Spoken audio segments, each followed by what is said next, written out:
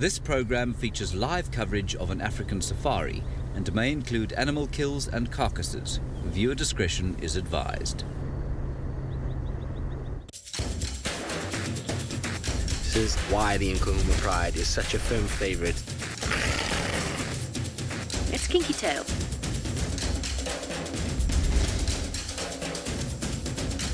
He just looks ready for a fight. This is still her territory. The Avoca boys are here to stay. How insane was that? Good afternoon and welcome to the 14th episode of Safari Lives, a highlights package of the week's goings-on from here on the western fringes of the Great Kruger National Park and, of course, up in the Maasai Mara in the Mara Triangle. My name is James Henry. On camera today we've got Senzo Mkhize all the way from KwaZulu-Natal, and up in the Mara we have the inimitable couple of Brent and Jamie, Leo Smith-Patterson, or Patterson-Leo Smith. I'm not sure what they're known as anymore these days. They'll be keeping you updated with all the goings-on with Waffles and the Mara, Waffles and the North Clan, and of course all of the Lion Prides, the Sausage Tree Pride, the Olololo Pride, the Paradise Pride, and all the magnificent animals of the migration. We are trying to head towards a character we haven't seen for some time, and that is the Avocas. We did not see the Avocas this week. We did see quite a lot of leopards.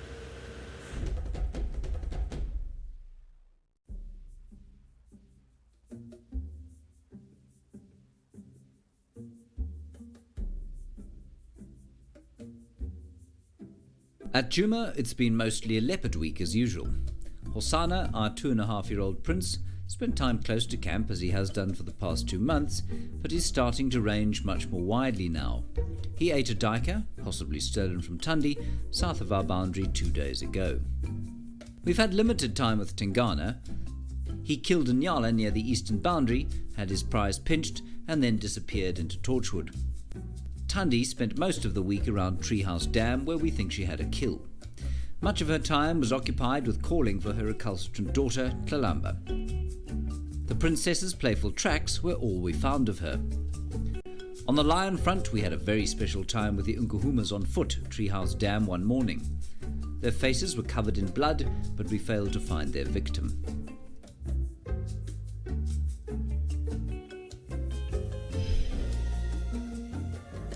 Up north in the Mara Triangle, the Sausage Tree Pride hunted the herds, as did any self-respecting Lion Pride, the Olololos and Paradise Prides included. The North Clan continued to amaze with Waffles and her cubs. So that's what we're going to be focusing on this afternoon. Don't worry, Brent and Jamie have not got married and not told you about it. I was just being relatively playful, I suppose, so please don't worry about that. As always, you are the most important character in all of our Safari Live, so please talk to us using the hashtag Safari Live on Twitter, otherwise the chat stream on YouTube. The characters of which I spoke are the Avoca males. The Avoca males came down south yesterday, apparently. No, sorry, not yesterday, this afternoon, and they killed a waterbuck somewhere around here. There are a great heap of vultures. There is a great heap of vultures on a dead tree over there. Under it is quite possibly the carcass of a hapless waterbuck bull, and we'll go and see if we can't reunite with the Avoca males, which will be very exciting indeed. While we head there, we are going to go back up to the Maasai Mara, where the predators are enjoying the smorgasbord of the migration. Brent Leo Smith, who uses words like smorgasbord a lot, is waiting to greet you. Welcome to the Masai Mara in Kenya, and as you can see, we have a slightly disturbing sight. There's blood all over the back legs of that poor zebra that has obviously made it across the Mara River, but not without massive injury. And of course, that leaves it vulnerable to not only the North Clan, but the Musketeers and the Paradise Pride. My name is Brent Leo Smith. I have Archie on camera with me, and I hope you're ready for this edition of Safari Lives. As you can figure, since I'm with a wounded zebra, I must be quite close to the crossings, and indeed I am. There is a build-up of zebra at Main North. However, Archie and I think we know more than the others there, and we think they're going to cross at Main South. Shame, poor zebra. Let's hope a predator does find it soon and put it out of its misery. It is quite badly wounded, and I don't think with that injury and the density of predators that we have here in the Masai Mara that zebra will last too long. Of course, if you have any questions, #SafariLive is the best way to get hold of us. And I'm just going to try and get you a view of the zebras we've been watching. And one has to be quite clever when you're around the crossings, because there's often a lot of vehicle build-up, especially since there haven't been many crossings this year. But Archie is probably the crossing king after doing all the crossings with Taylor earlier this year.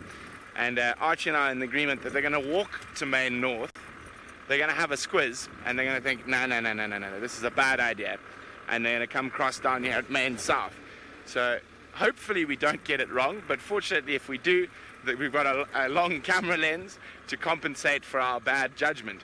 But we think the zebras are going to move from that particular point off Main North and come back here. Well, let's show you the zebras quickly. And who knows, my favorite new little friends, the banded mongoose family that sleep here at Main South, might come for a visit. So there we go. Let's see, are there any crocodilians down here as well? But we can see the zebras waiting on the northern bank of the Mara River. And we're going to do some patience. As you can see, it doesn't look like they want to cross there. I think they're going to come cross down here at Main South. And the problem with Main South is there are some seriously big crocodiles in waiting, and that's probably exactly what caught that poor little zebra. There we go. There is the apex aquatic predator of the Masai Mara. Now it sounds like Jamie has already found the apex land predator of the Masai Mara. So let's go have a look. We are not far away from Brent at all, and we are not with the animal that we expected to be with this afternoon, but that's just the way things go out here in the Masai Mara and indeed the African wilderness in general. A very good afternoon to you all and welcome to this episode of Safari Lives. It's wonderful to have you on board. Don't forget to send through your questions in the normal ways, and let me explain exactly what it is that is going on over here. So, these two boys, and until we can confirm exactly who they are, let's call them the nomads. They have burst onto the scene over the last few days.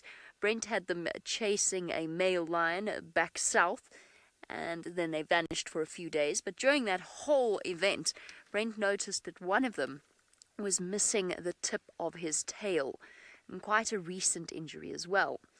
And we didn't see them for a few days and in a way thought nothing of it because they're still quite young and the musketeers still dominate most of this area. Scar, the lion that Brent was talking about earlier. But then, on my way towards North Clan's den site, lo and behold, who should be lying under a tree less than about 100 yards or so from the den itself were the two boys. They are still less than about 100 yards or so from the den. Now this morning we encountered one very anxious looking Waffles after she heard the sound of these males roaring.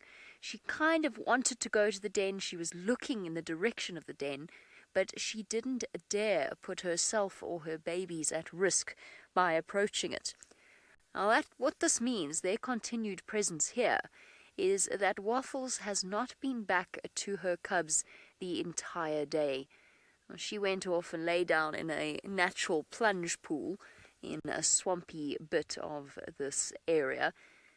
I don't know, I suspect that she is probably still there. But I can't go and check because I don't know exactly where she is. So once again, patience always pays off. We're going to stick it out with these boys and keep checking back in on Waffles' den to see if she does get to feed her cubs tonight. Well, these lions haven't eaten, and neither have Waffles' cubs, but the Avocas certainly have.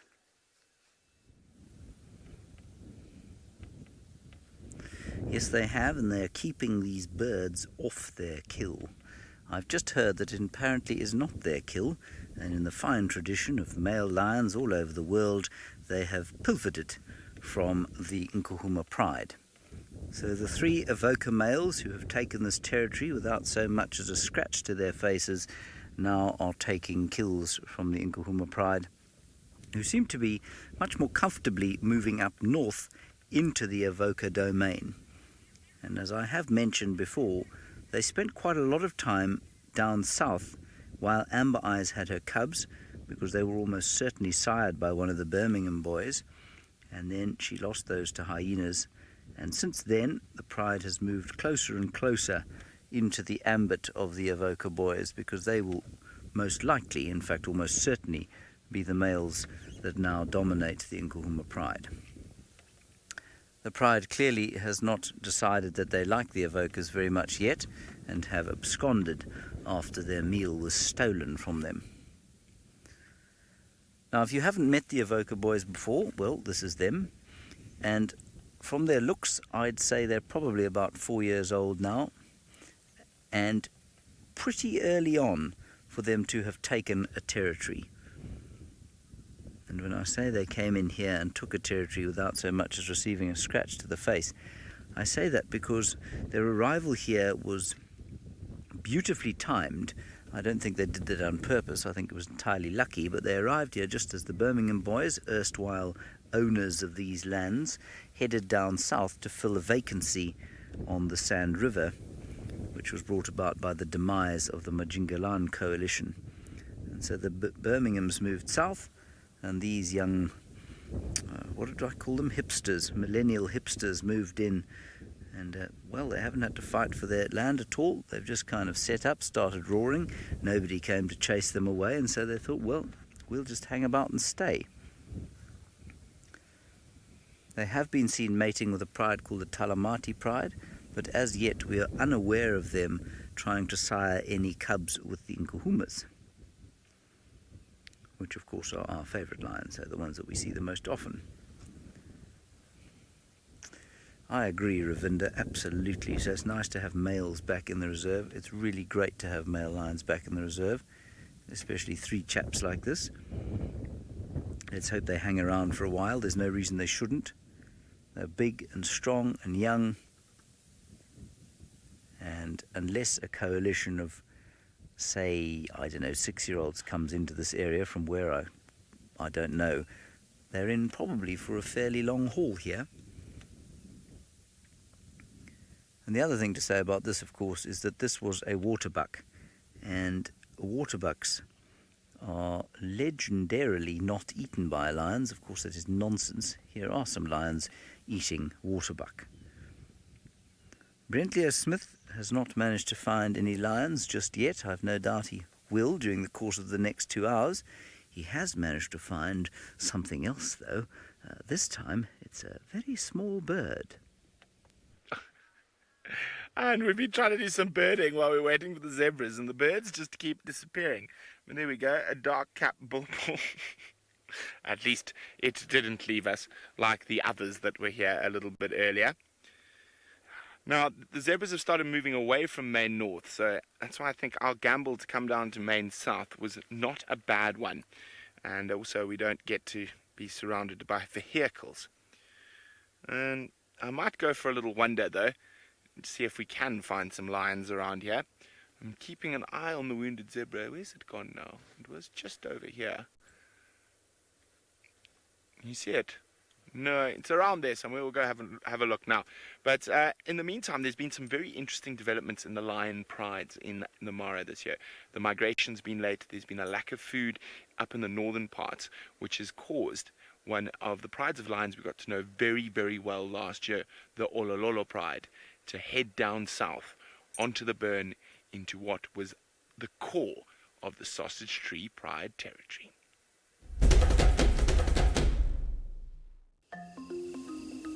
Three members of the Olololo Pride seem to have moved into what was traditionally Sausage Tree Pride territory, enjoying the short green grass of the burn and taking advantage of the animals attracted to the area.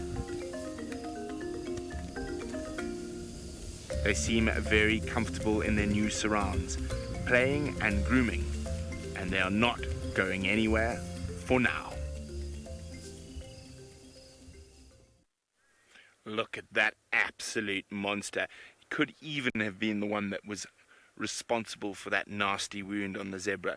That is a very big croc, probably 4 meters in length and weighing probably 600-700 kilograms. Isn't that impressive? What a massive animal. There's a smaller one coming downstream. And the most productive crossing areas here in the deep water have the biggest crocodiles, and the big males will actually chase off other big males from these areas to ensure that they always get the best and biggest meal. Oh, the one's getting up on the other side. Not as big, but still moving into the water. Can they sense that the zebras are coming? Dun dun dun. They're just absolutely fascinating creatures. I know crocodiles, a lot of people don't like them. They're considered quite evil and nasty. But they have regenerative qualities. So the oil and fat from a crocodile has been used traditionally to treat wounds and scars. And they actually do have really true regenerative properties that they recover from injuries very quickly, and they can recover from the nastiest injuries possible. And they can do it quite quickly. It's almost incredible how fast they can. Oh, is that what I think it is? Actually, on the opposite bank, just below the cars, it is not what I thought it was. It is a stick. Don't worry, we will leave it at that. I'll just keep quiet and pretend and not even tell you what I thought it was. But it always pays to check. Yeah, so we're going to spend a little bit more time here at the river with the monsters of the Mara and see if the zebras decide to brave it before last light. In the meantime, James is with the new kings of the northern Sabi Sands.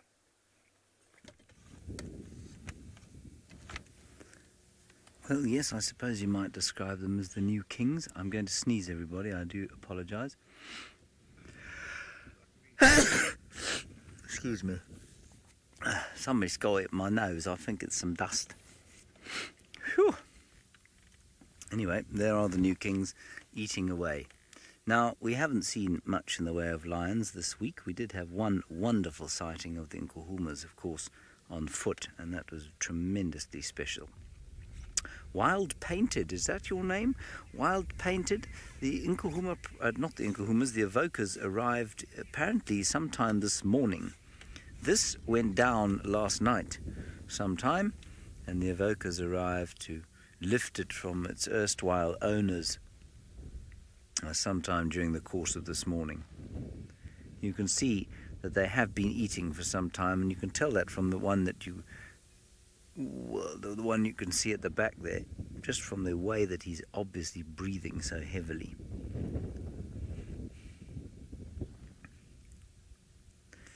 Yes, Joshua, we too have missed the Avoca boys and are very pleased to have them back with us here. Then, of course, they're not the only predators out here, or meat eaters. If we look around in the skies, or in the trees, there are a lot of vultures. And the closest vulture is a hooded vulture. And you can see that they are, well, if you can imagine the playground at school and the little fellow who was always the butt of the jokes, always being beaten up by everyone else, and when the bullies set upon the slightly smaller boys, those slightly smaller boys would then set upon the really small boys, and that is what you're looking at there. The hooded vulture is the bottom end of vulture society, and although it might be sitting there thinking I'm quite brave sitting close to the lions, as soon as the lions depart, the big white-backed vultures all around here are going to come in and chase away the hooded vulture. And the hooded vulture's got that hooked small beak because it can then take advantage of the bits of meat that the bigger-beaked white-backed vultures are unable to. But they will have to wait until the whitebacks are done. Or be very careful lest they get pecked. Then, Sensor, just to the right of that, there is a white-backed vulture, and you can actually see it white back, which is quite unusual. Very nice. Now, I'm sure a lot of you who've never seen a picture of the back end of a white-backed vulture must be wondering why on earth they're called white-backed vultures. Well, that is why.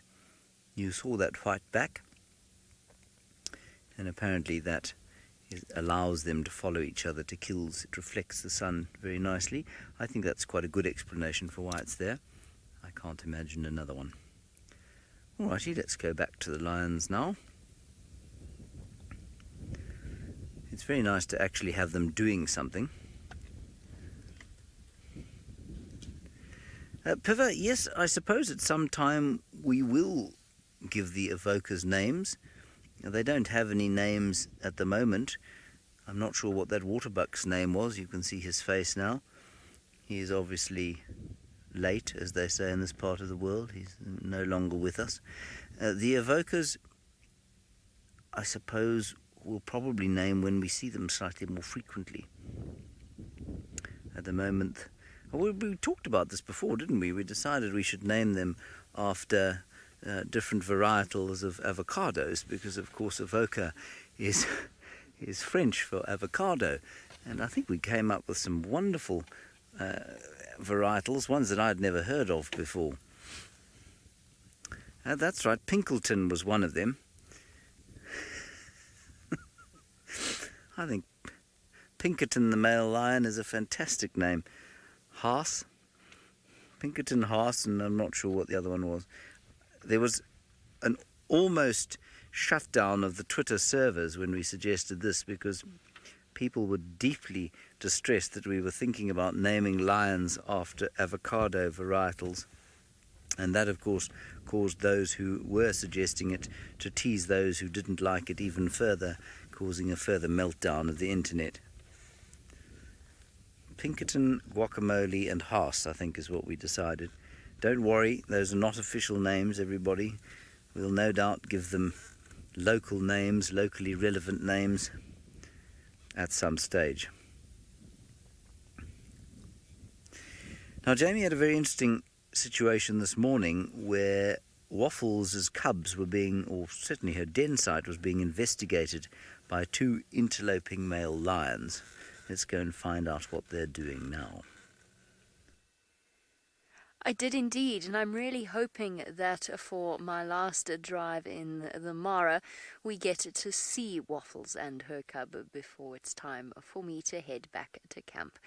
James, as usual, displaying his enormous talent when it comes to naming animals. I think we'll have to keep him well away from these two boys. What do you think, boys? Lest he cause more disruption on the internet. I think we'll wait just a little bit longer to see if we can figure out exactly where it is these boys come from, who they are, and what exactly their background is. And that could take quite a while. They're quite distinctive boys, though. We can't really count the missing tail tip because that's a relatively recent injury. But the nicks out of their ears and their whisker spots are very clear. So hopefully we should be able to figure out... Okay, wait. I don't want to... Sorry, Kirst, I didn't quite hear you, but I think what I'm going to have to do is send you back across to Juma, because something interesting is playing out with the lions there. Going live. Now, very interestingly, something has arrived here. In fact, have probably been there all day long. I thought it was a little bit strange when we got here that the Nkuhumas weren't around, but there they are. They're actually just popped their heads up out of the shade, and we'll go and have a look at them shortly. Sensor spotted them with his fantastic eyes.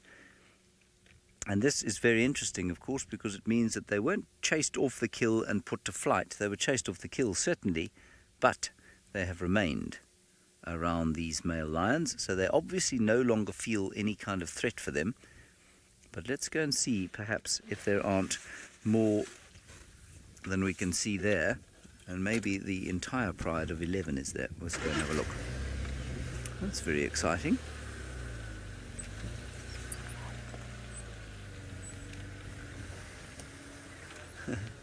Nikita, I'm not sure what the figures would be or how you would compare what the figures were with anything that you might have a reference for, but the great legend is that a lion is powerful enough to slap a man's head clean off his shoulders. So if he was to take a full swipe and cuff you around the sort of jaw and ear area, your head would come clean off your shoulders. So, I mean, whether that's true or not, I'm not sure. I'm not sure how many people have actually tested it. But they are immensely powerful. I think we as human beings really don't have a very good understanding of just how feeble we are as physical specimens. Now, there's a slender mongoose knocking about here as well. It's got one lioness in front of us.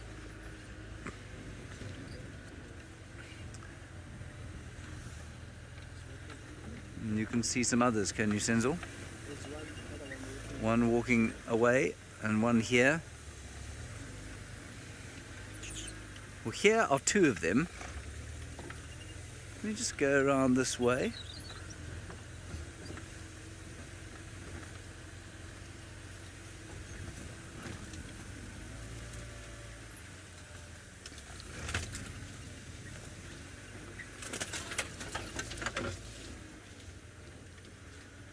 She's looking up towards the south, sorry.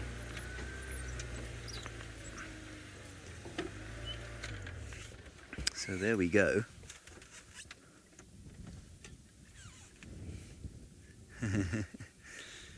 Yes, Cal 6, you'd think so, wouldn't you? 11 versus 3 doesn't seem like very good odds. A male lion, however, is designed to fight. That is what they're designed to do, not necessarily with females, but normally with other males in order to protect their territories. And so you will find that even 11 lionesses are going to struggle to put 3 males to flight. Also, remember that of the 11, 6 of them are sub-adults, which means they will be very reticent to tangle physically with male lions. Now, I think she's looking up towards the rest of the pride.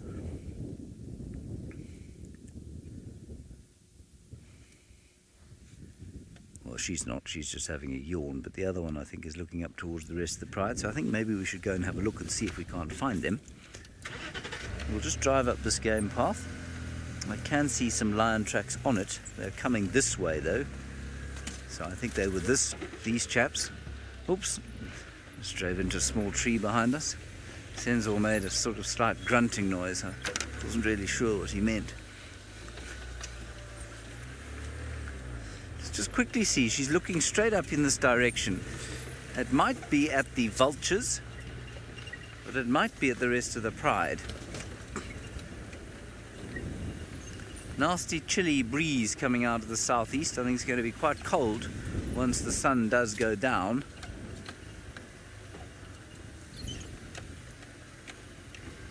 What a fantastic way to start our afternoon.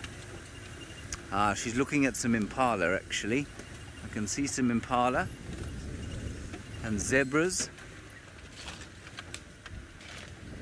but I don't see the rest of the pride. They've come all the way along this game path here, which leads directly to a pan in Simbambili called One-Eyed Pan.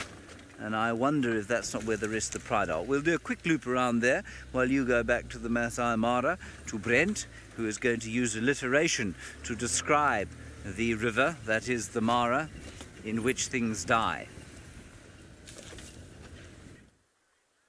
Well, as you know, when you're live out in the African bush, anything can happen at any moment.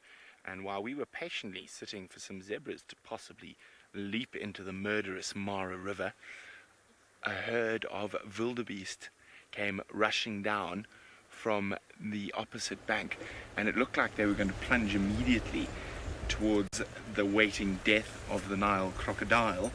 But unfortunately, well, they sort of stopped and having a bit of a team talk. I would, before I swam across the stretch of the river. This monster male croc is still right next to us at the moment.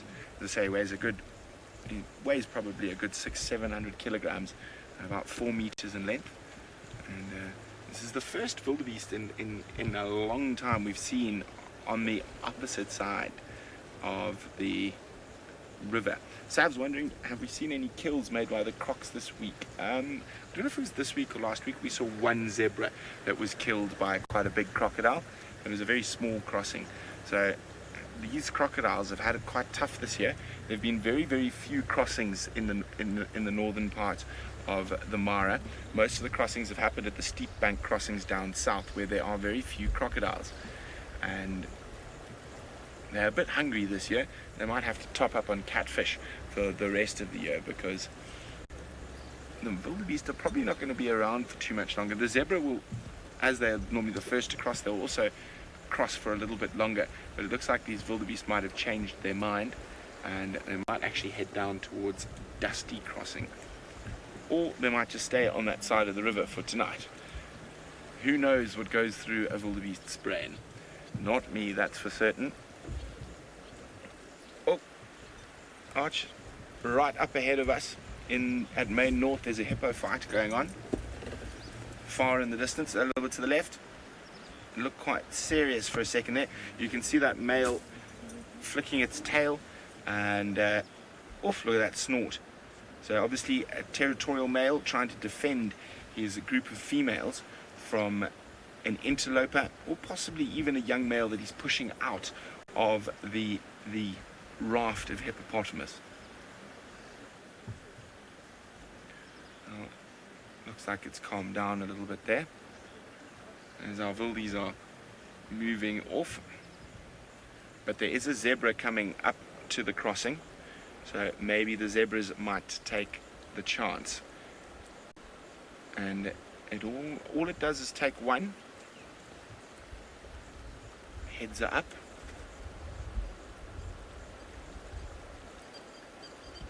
I think we should just stick around here a little bit. I think these zebras... Well, let's give them a second or two, see what they do. If they stay standing there, there's more zebras coming in as well. But I think they might need a bit of time to build some courage. So I'm going to sit right here. In the meantime, let's send you across to Jamie. Oh no, we're not going to Jamie's. We're going to stick with us. Joshua wants to know if hippos ever go after animals crossing the Mara River. Sometimes they do. And hippos are very unpredictable. Sometimes they might save an animal from the crocodiles. Other times they might actually feed off that animal themselves. I've seen hippo feed on wildebeest. I've seen them feed on giraffe. I've seen them feed on other hippos. It is quite rare. Normally they are obviously herbivores, but occasionally they do eat meat, and occasionally they might just kill one of the passing animals for no reason in particular, apart from the fact that they're annoyed that they are close to them. Now, some of these crocs seem to have picked up that there's animals around, because they're starting to move sort of right into the spot where their animals are across. Okay, well, I don't think anything's going to happen just yet, so we're going to keep our patient pants on, sit right here. In the meantime, let's send you across to Jamie with some sleepy lions. So while Brent keeps his patient's pants on, for which we are all eternally grateful, the indecisiveness of the wildebeest has truly worked in the animal's favour out here. Look at the battle scars on these young lions. War wounds at a young age, as I assume they are seeking to establish themselves in this area. That's what seems to be the case.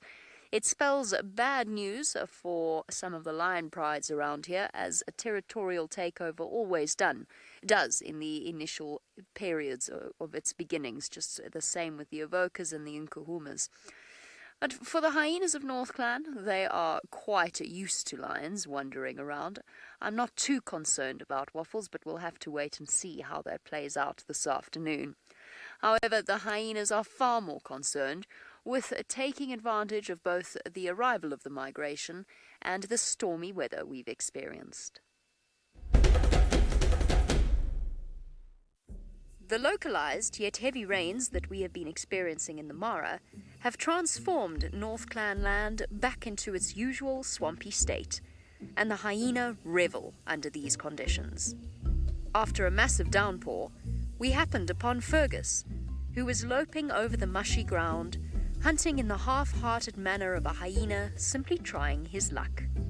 With boundless stamina on his side, all Ferg had to do was run into the scattered antelope and zebra, causing chaos while looking for a weakness. His attention was diverted by the tantalizing prospect of an old, sinewy carcass. Not much nutrition there. He was joined by his mother Waffles and began to behave like a small cub rather than a fully grown male in his prime. Perhaps even hyena revert when in the company of their parents. Waffles waited for her son to lose interest in the pile of old bones before the two of them set off on a hunting mission together, just like old times. Waffles may have new cubs, but that doesn't mean that she has forgotten about her two boys. They moved off and left us in their wake. And leave us in their wake they did, because there was simply no way that we could follow them over that wet ground.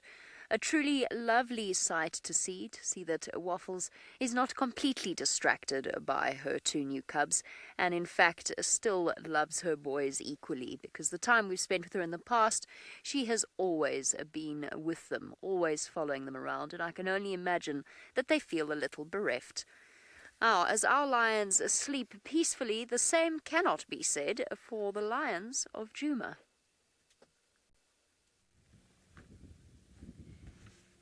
No, what we've got here is a lioness of the Nkuhuma pride now staring down the males who've just become aware of these two lionesses. We've been driving around seeing if the rest of the pride is here. They are not. They seem to be on Simbambili, I think. So it's just the two lionesses here at the moment.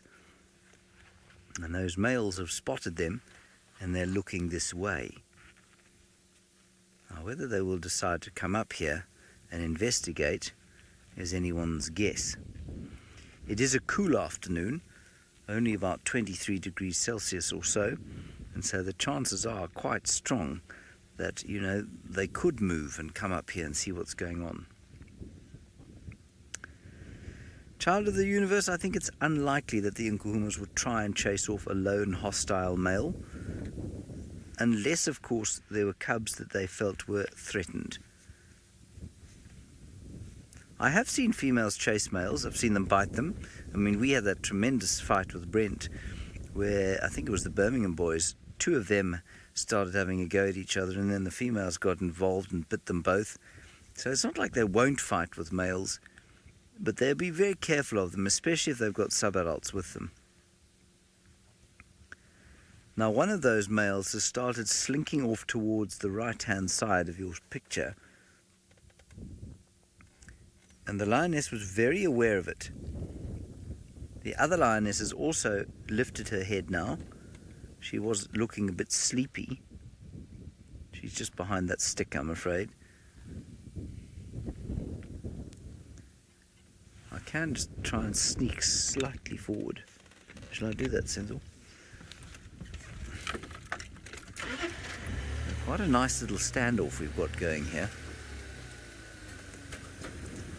And who knows if this is the first meeting that they've had. Is that all right? Yeah, Lorena, good thought. You wonder if this is Amber Eyes and the youngest lioness. I'm not sure. I haven't managed to see adequately yet.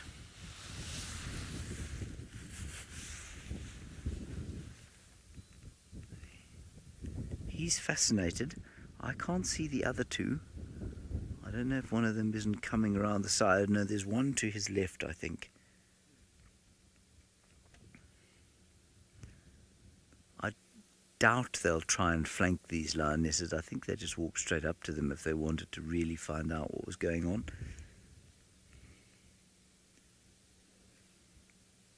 See him glancing to his left there, our right. Maybe the other males coming this way.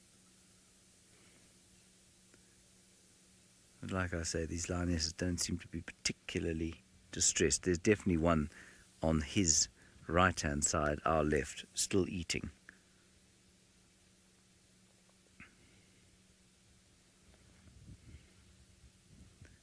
And back to the food. Or are we?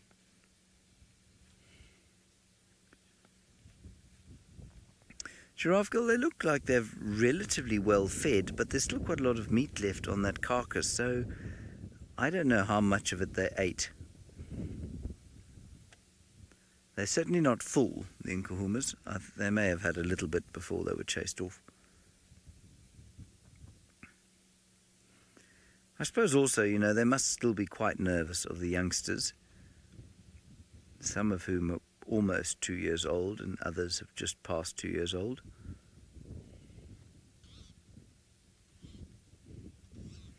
But one of those Avocas is very interested. He's not interested enough to get up here and come and say, hello, what's going on?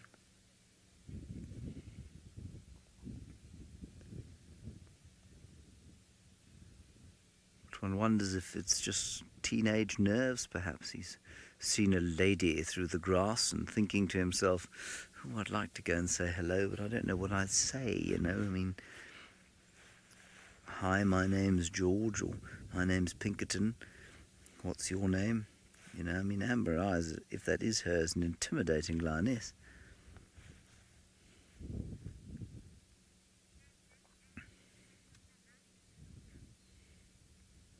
See, look, he's looking away now. He seems to be slightly shamed by the fact that he's not prepared to come and say hello to her. His mates are saying to him, come on, Pinkers, off you go. Say hi. He's saying, well, I'm not, you know, I'd like to, but I mean, I'm a bit nervous. Namaste. I anticipate something if they do meet up between a fight and a greeting. I don't think that they are well acquainted enough for it to be a friendly head-rubbing event. But I don't think that the males would try and tear the females apart. She's still looking towards them. Now, there could be two reasons for this. One, they're hungry. That's the most obvious reason. The other is, of course, that there's still a negotiated settlement to be made here between the Avocas and the Nkuhuma Pride. Now, when the Birmingham boys came into this area, they started killing everything they could find, and they murdered a few lionesses here. He's moving now. They murdered a few lionesses from the original Nkuhuma Pride, and one of them eventually went and made peace with the Avocas, and we had a tremendous sighting one evening, late one evening. We drove out, and there we had the 5 Birmingham boys, I think it was, that's right, and one of the Nkuhuma lionesses. And she tried to entice each of them to mate with her, and eventually one did. And quite apart from how embarrassingly obvious it was that the male didn't know what he was doing, it was fascinating to see how she was trying to coax them, appease them, and show her acceptance of them, quite possibly for the rest of the pride. There we go. Now he's laying down, and so she's probably quite safe. Fantastic stuff. All right, I think we'll go and have another look at the males now, while we go all the way across to the Maasai Mara, where Brent Leo Smith remains on the banks of the great river itself. So while we play the patience game down at the edge of the Mara River, we've got a lovely Rupel's starling to show you, sitting right next to us. Isn't that wonderful? Even though there's very little light, you can still see the iridescence coming off his feathers. And the little midges buzzing around his head. Now, we've had a bit of an interesting development on the opposite bank.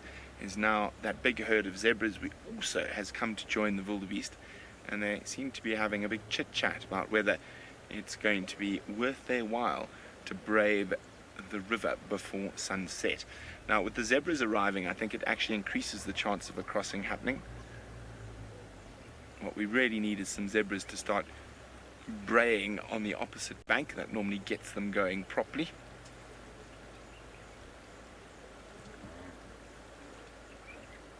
Just watch carefully.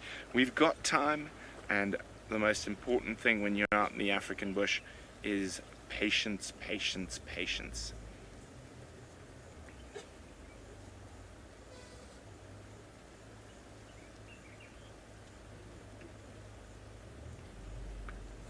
Okay, so while we play the patience game with, oh, there's a little zebra fight, but a kick to the face. They are quite horrible to each other, but not as horrible as lions are to them.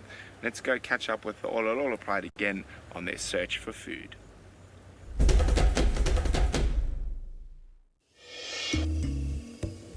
The Olololos, still surrounded by the migration, continued the haphazard hunting style, but with no luck.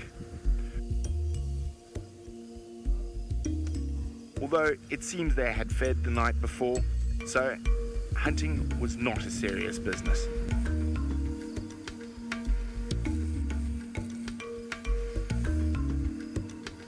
Before too long, they settled down in the shade of a gardenia, hoping rather that a wildebeest would come to them.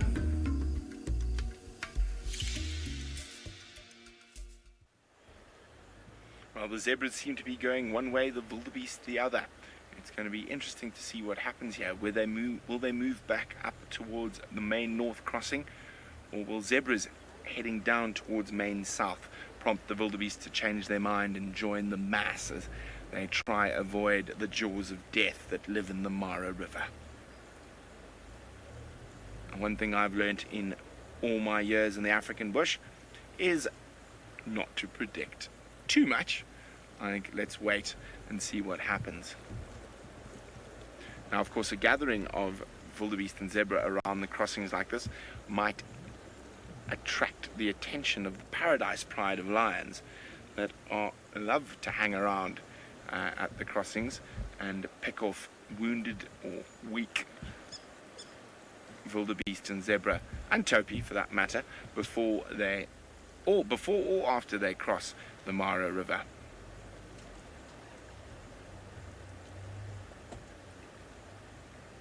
See that? Still quite a pretty sight though, the wildebeest and zebra mixed. I'd say there's probably a few more wildebeest than zebra, but not too many more.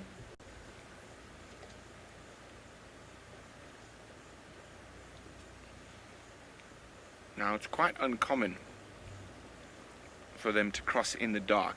Normally you get some crossings very early in the morning and quite a few during the day, and then in the next sort of half an hour is the last sort of crossing time. There looks to be some zebras that are approaching the river with a little bit more intent. Are you the brave zebra who will lead the mass? It looks like the wildebeest have decided they're not going to follow the zebra.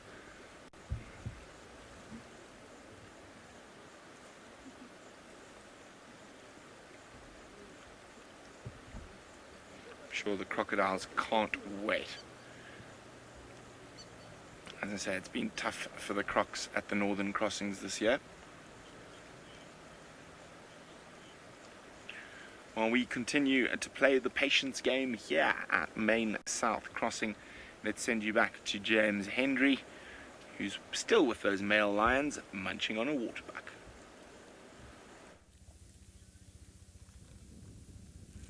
Yes, they are munching away, and they've actually got quite a lot to eat, I think, still. And so I think from what I understand, there was a bit of a consternation this morning. I'm not sure what time. Oh, chopper flying over.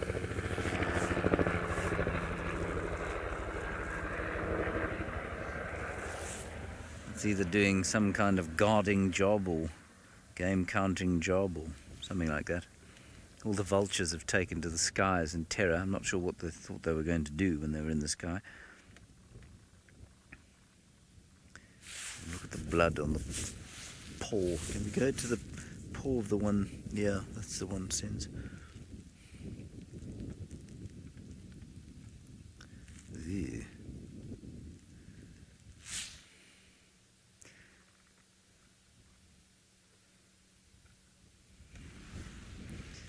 Anyway, it's very good to be in their company once again. And one of the lionesses apparently moving. We can't see her from here. We're just going to wait and see if she appears, and we'll let you know.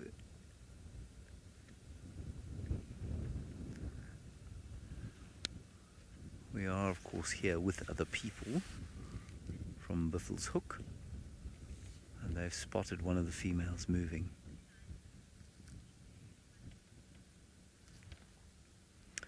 Coastside, I'm not really sure how to answer that question. Do lions come in more than 2 or 3 colours, or do you mean sort of red, yellow or blue? They're mostly yellow. Never seen a blue or a red one. You're probably talking about leucism or albinism. Yes, you do get leucistic lions or white lions. They look not quite albino, but they certainly look a lot blonder than these ones. Their manes come in different colours. Often in this area, a blacker mane indicates more dominance, more testosterone. These chaps won't have black manes until a little bit later in their lives. But otherwise, lions are relatively similar colours. The ones up in the Maasai Mara, exactly the same colours as these ones. But quite interestingly, they are a slightly different shape. Their ears up there are very boxy and very hairy. And I was chatting about this with Tristan the other day, and he reckons it's because the wind blows constantly over there, and that the hairs perhaps protect the lion's ears up in the Masai Mara from the wind.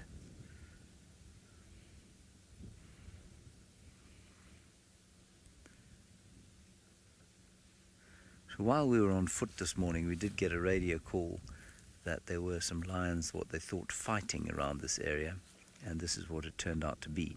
And while I think that the initial thought was that the males were having a fight, you'll probably find that it was the males chasing the females off this kill.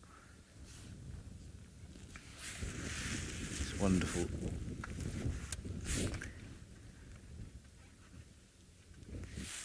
Right, Jamie Patterson's got some male lions, probably slightly younger than these ones, as far as I understand.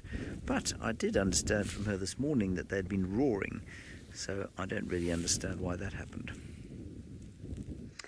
And a whole host of other antelope off in the distance. And if these boys are planning a territorial takeover, which I think that they are, I think that's what they're going to have planned. I mean, they were roaring this morning, admittedly, probably the most half-hearted roar I've ever heard in my entire life, but they did roar this morning. So if they're aiming to take over this territory, it would be a very productive place to be. They'll have to get moving a little bit later, but there does seem to be a vacuum that they are slotting into when it comes to the absence of male lions around here. However, if they were really intent on the best possible territory, then they would probably be aiming for the banks of the Mara River, because that is where all the action happens, as the Paradise Pride well knows. There are few things as mesmerizing as watching a big cat stalking up to unsuspecting prey, and the Paradise Pride seemed to have it down to an art.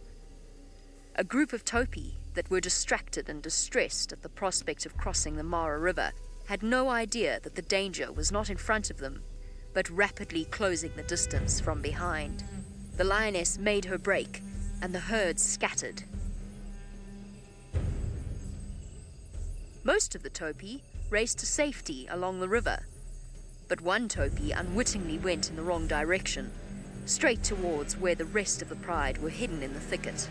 The topi was surrounded on every side, and its demise seemed inevitable. Yet somehow, it bounded away unscathed. Even the lions seemed a tad confused about how on earth they missed that one.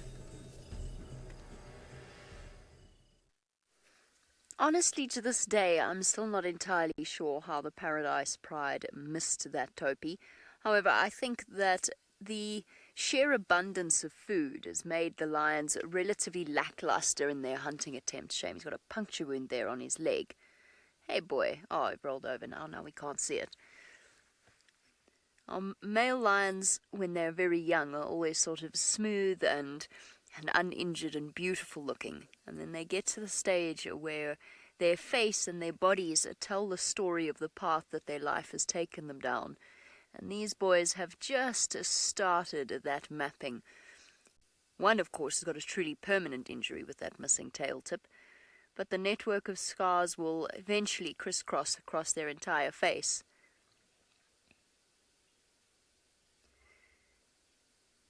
Say my name, boy. The manes on these lions are short because they are young. There is a certain genetic factor, depending upon where you are in Africa, that will affect the growth of the male's manes. In some really hot places to the north of where we are now, you'll actually find that male lions hardly develop manes at all because they are more of a disadvantage than anything else. And there's a genetic aspect to that as well.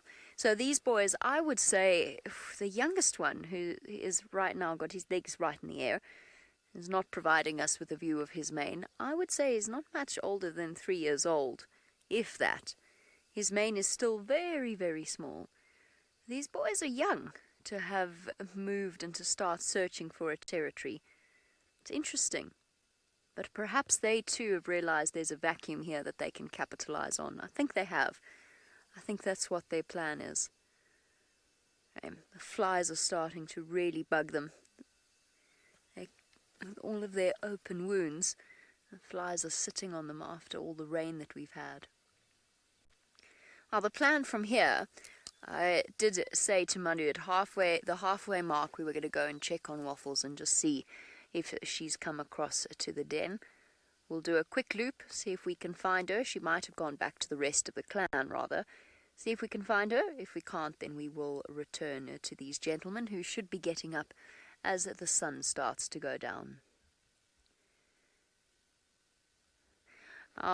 As the likelihood of these lions getting up grows ever greater as the sun goes down, the likelihood of those zebra crossing and the window period that they have is rapidly closing. Well, the zebra and wildebeest have spread out now.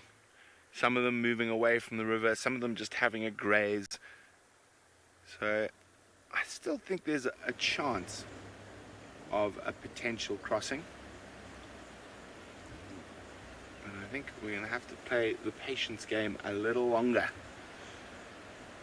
And fortunately for us, in not too long, we're going to be the only people out in the Mara. So if it does happen, we'll be right here.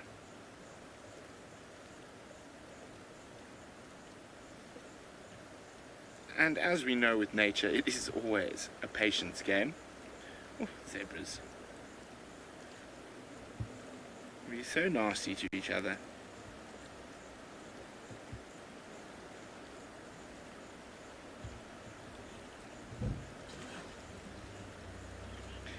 Hello, Ivy. Ivy would like to know, are there any predators that go after the crocodiles?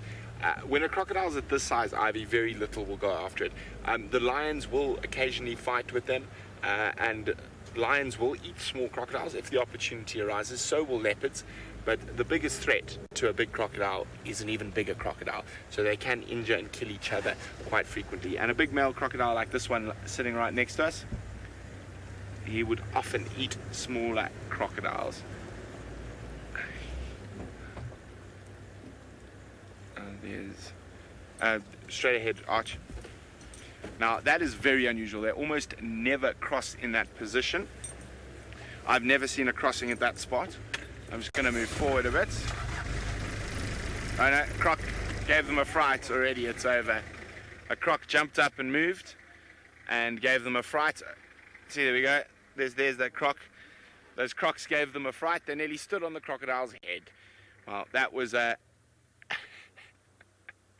very short-lived, but it did get rid of half of the cars that were surrounding us.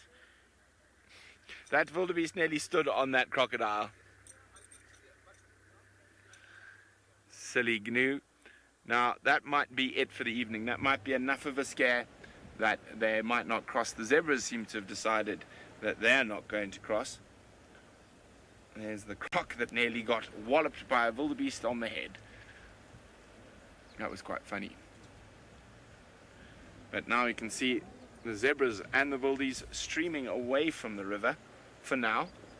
Now, wildebeest being wildebeest, they could change their mind in the split second.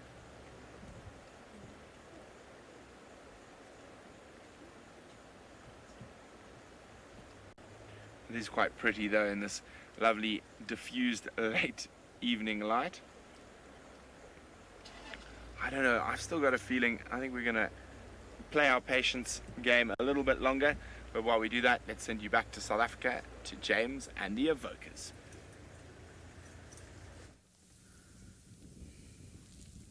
Well, I'm very glad that Brent has a feeling that something's going to happen there with his crossing.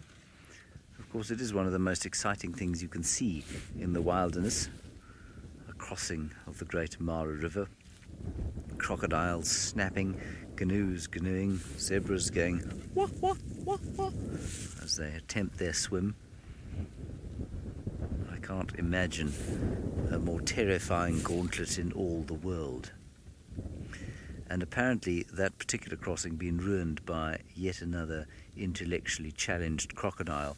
I've come to the conclusion that their existence over the millennia has got nothing to do with their intelligence and much to do with the fact that they are able to hide in the water and other animals seem to forget that they are there. Because the number of crossings I've seen ruined by an over-enthusiastic crocodile, probably more than the number of crossings I've seen. So the Avoca males are still feeding, or one of them is. One of them has become recumbent to the right, and another one, well, just lifted his head a little bit further to the right of that. I'm not sure if we can see him. Senzo, can you even see him? His neb is just sticking out from behind that bush. There we are. Wonderful shot. Miss Lynn, I have no idea how the sticks are reacting to the Avocas. I think that you'll find that the Styx pride, for the moment, is going to stick well within the ambit of the Birmingham boys, and that is because they've got much younger cubs, much younger ones in their pride, and if the Avocas were to get hold of them, I think they'd do some serious damage. So I think you'll find the Styx are going to stick a long way to the south of their range for quite some time yet. Beastly wind coming up, real chill on it. This is not unusual for September. We get these fronts moving in, and in fact this particular front has been very severe in some parts of the country, and there are photographs coming out of elephants walking about in the snow, and that seems to be in the Eastern Cape. So it is a fairly severe front coming through here. Now I'm going to put it to you, our wonderful viewers. Obviously it's been a leopard week and we've had a lot of leopard highlight. Would you like me to remain with these lions for the next hour of this 14th episode of Safari Lives, or would you like me to go and try and find a leopard? There are no guarantees. Nobody has found a leopard today, and nobody did find one this morning. So it's really up to you. I'm more than happy to sit here. I'm more than happy to go and look for a leopard if you would like me to. Hashtag Safari Live, or use the chat stream on YouTube.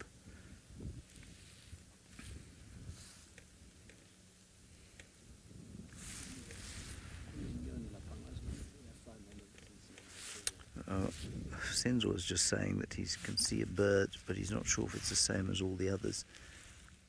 Ah, that is beautifully spotted, Senzo. Your eyes are really quite special. That's a tawny eagle. Beautifully spotted. So the tawny eagle, as we often say, is a scavenger, and here it is, sitting in amongst the less fancied vultures, thinking to itself, how did I find myself amongst this sort of unsalubrious company?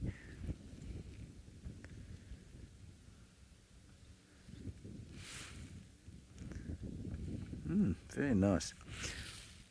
All right, while you're voting, Jamie has left her lions, and I'm going to bet you $1 million that she's on the way to find Waffles and Waffles' cubs at Waffles' den. Well, I don't know if I can find where I want to go. I'm trying to find Waffles, but I can't drive off-road unless I see her. I can't simply take myself off and drive back to where I think I left her, because actually, to be honest, I have no idea where she might be. So I'm going past some of the old den sites, looking to see if I can spot her. She could easily be resting up in the shade, or she might have decided to wait out the lion invasion and has gone to go spend some time with the rest of her clan, which were over this side this morning. At the end of the morning safari, we came this way and we discovered vultures on a carcass and some very fat hyenas around. So that's where they will be. They'll be around here, and she might be with them. I'm hoping that's the case, but what I'm really hoping for, obviously without any risk to Waffles' little cubs, is that she brings them out for us so that we can show them to you. Those of you who've been watching over the course of the week will know they are utterly adorable, utterly charming, and they're starting to spend a lot more time out of their den. The day we had been waiting for from the moment we discovered Waffles' cubs had finally arrived. At 5 weeks old, the Wafflets were full of youthful energy and kept themselves occupied by climbing their mother, wrestling each other, or wrestling each other while climbing their mother. Wrinkled and completely uncoordinated, they are already starting to show distinctive personalities. The tatty-eared cub is the bolder of the two, and it was quite happy to wander off as long-suffering Waffles trailed behind to make sure it was safe. The round-eared cub, clearly the more dominant, is actually more reserved and was reluctant to leave the safety of the den entrance. It dashed between the two holes before looking around for Mum, anxiety written all over its tiny face. Eventually, the absence of Waffles and its sibling coaxed it back out into the open to join them. A hyena den visit wouldn't be complete without a game of tug-of-war, and the tatty-eared cub kindly obliged us with a demonstration on a stick. Waffles, an experienced and loving mother, rounded off a wonderful morning by flopping down on one of her cubs. Finishing off with Waffles giving us an astounding demonstration of her mothering skills there. Hyena cubs are built tough. That's what they have to be. It's a tough world they're entering into, and there's lots of competition from other clan mates, so they have to be as tough as they can be from the earliest age. Now, it's not just Waffles having babies. I'm just going to stop here at these warthogs. I've seen one or two tiny little piglets wandering around. He definitely won't have piglets because he's a boy. That is a male warthog. But there's a possibility.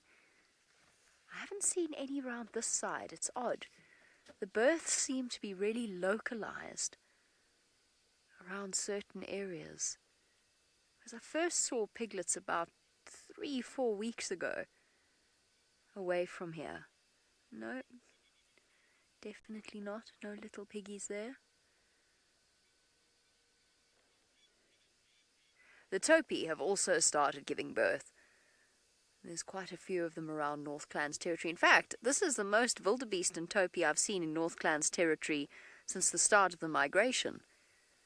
Lots and lots of food around for them here. All they'll need to do is wait until they bunch up together at night and then race into the middle of them, just as Ferg was doing last week, and trying to catch one. Any baby topi? No baby topi. Okay. Let's continue our circuit round. I'm going to just go back around to where I last saw Waffles. Let's see if we can find her. I'm really hoping It's my last night in the Mara. It's just sheer stubbornness at this point. James is far less stubborn than I am. He put something to a vote. Let's go and find out what the answer was.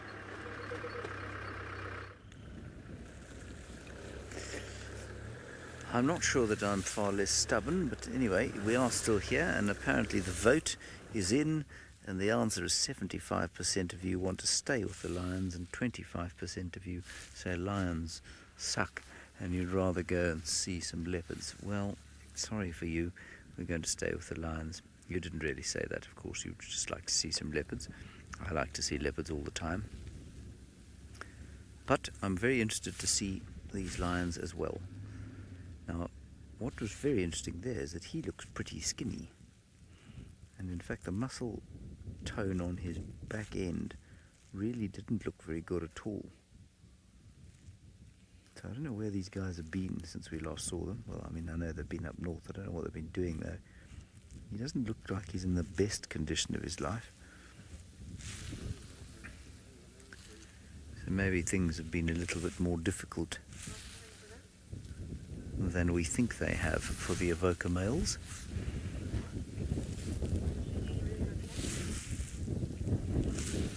He's looking ponderously up towards the north. The lionesses haven't moved since we last saw them, so I don't think they're going to come down here. I think, rather like the vultures, they're sitting here in hope, waiting for these lions perhaps to go off and have a drink. There's a waterhole not too far from here. I'll wait for them to go and have a drink before they sneak in, steal a bit to eat, and then come back. All right, well, we'll stay with the lions for another segment or two. Brent Leo Smith apparently is with a very sad-looking striped pajama donkey. I don't know why it should be sad, but I'm sure he'll tell us. Okay, well, we come to check on the wounded zebra, and no signs of North Clan or any lions just yet. But that doesn't mean they're not going to arrive. So I think we're going to hang around here. Oh, no. It's managed to sit down. It's moved about 10 meters since we first saw it. And we're at that time of the evening when the predators will start patrolling.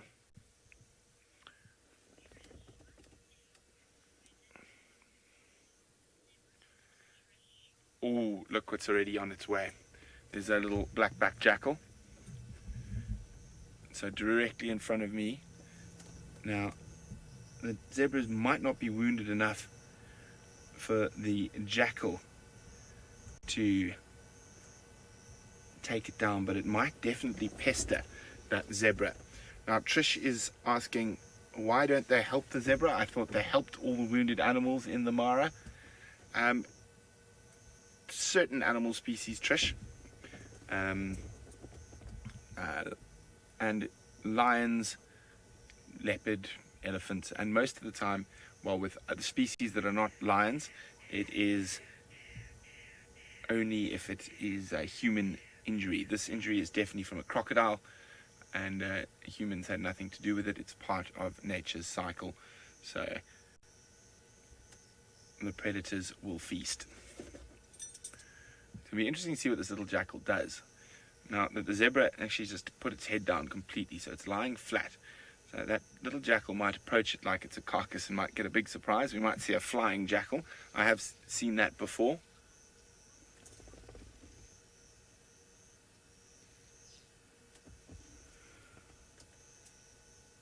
Has the jackal stopped to be cautious, or is it just behind some grass, long grass, and still moving?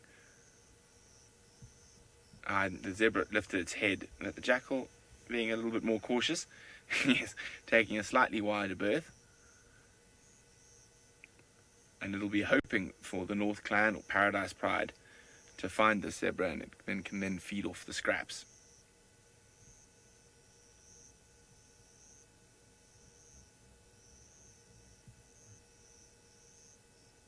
So there is the injured zebra. It's lifted its head now.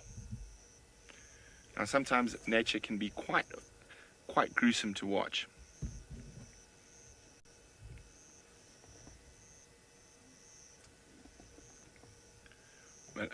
if you think I've got patience pants and can sit it out waiting for something to happen, I've got nothing on a jackal or a hyena.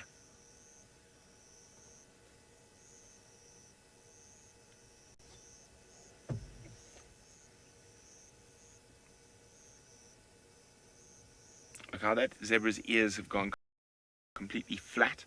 So any of you who have horses at home or have spent much time with horses, it's a sign of distress or anger when the ears go flat like that. So even the presence of a predator as small as a jackal is enough to cause that zebra's ears to go flat.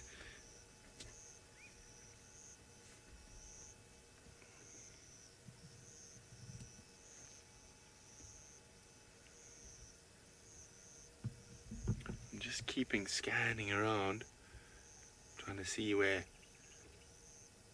or if there are any other large predators about.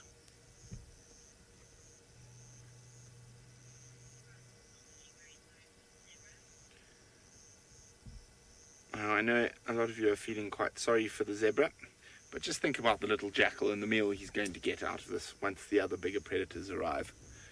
Everything is connected. Unfortunately for this zebra, it's time for it to recycle its nutrients back into the ecosystem.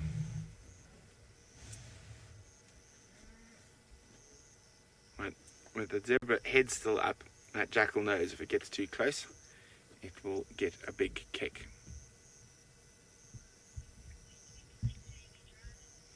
While we continue our vigil, this time not for zebras crossing, but for a wounded zebra waiting for a predator to arrive. This is what we call a pramble, a prey gamble, while we wait around for something to happen. In the meantime, let's send you across to Jamie, who's on the move. Vigil.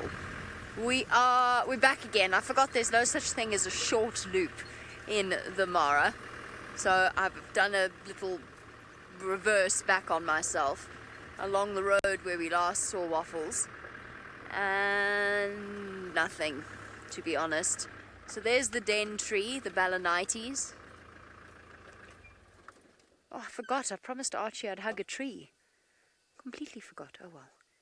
I can't hug that one. It's right next to the den. Listen.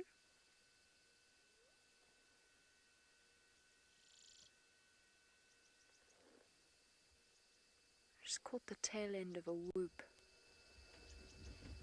Sounded like a young whoop. Not a cub though. Maybe one of the older ones. But from that direction, I think. It's interesting.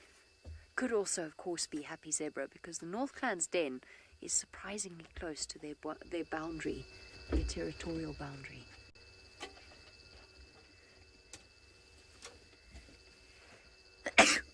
Ooh, excuse me. It's the dust. Okay.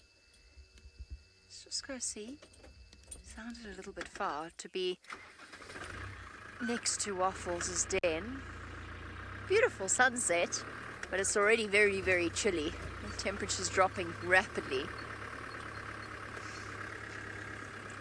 And if we don't have any luck, we're not going to sit outside her den, just in case it for some reason discourages her from returning. Not that it ever has in the past, but with the lions there, I think we'll probably rather go back to the lions and keep alternating between the two. We're nearly there. I left her somewhere here. I should have taken close and I should actually have GPS'd where I was because a hyena can vanish. It's phenomenal how a hyena can disappear into this ecosystem. They find themselves a deep muddy hole and they go and hide there in long grass and it's impossible to find them again. I think it was here. I think I came out this side. Let's go a little bit quicker.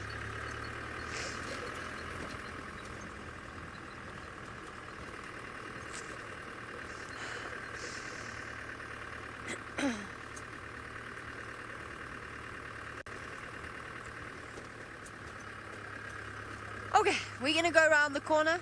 Fingers crossed Waffles is there while we do that. James, who also, fortunately for us, has his patience pants on, is still with the Avocas.